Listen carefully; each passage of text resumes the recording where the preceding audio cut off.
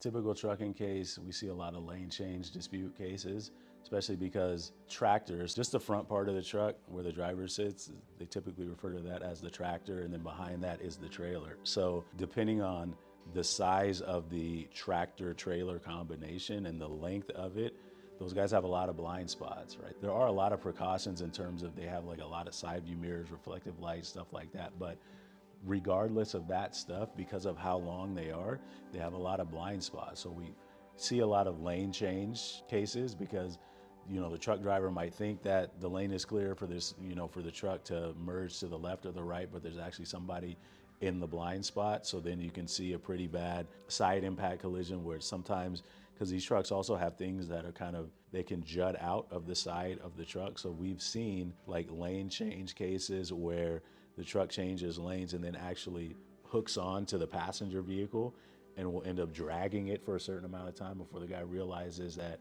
he hit somebody and the truck latched onto the passenger vehicle. So that's a common one. We see cases where, truck drivers are speeding, they're driving too fast for the conditions. And a lot of times that's because they're on tight schedules. Like a lot of these guys, they have very tight windows to make deliveries.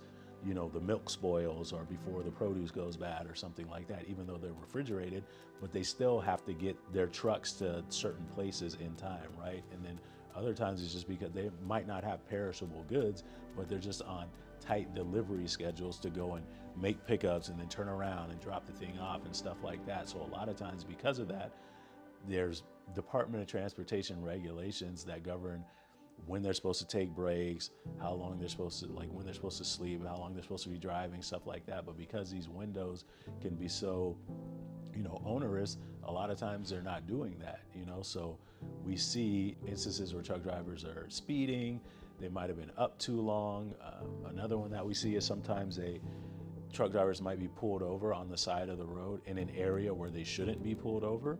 And then that can create a collision because, let's say somebody has to pull over and the truck drivers, they're pulled over in an area where trucks should not be pulled over.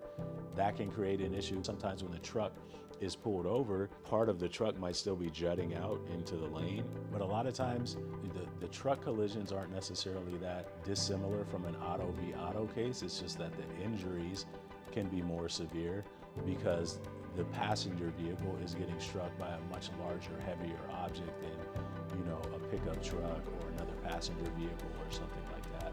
There's more onus on the truck driver to drive defensively, to drive with an even greater prudence while on the road in terms of being aware of, passenger vehicles, pedestrians, etc. What I'll say as somebody who's driving a passenger vehicle on the road, and like my own experience is when I'm on the road and I'm driving next to a truck, I try and pass that truck and as safely as possible. Like I don't speed by the truck, but I try to get by the truck as soon as I can because I don't like being on the side of trucks in a passenger vehicle for the reasons that I kind of described earlier about trucks having a very large blind spot.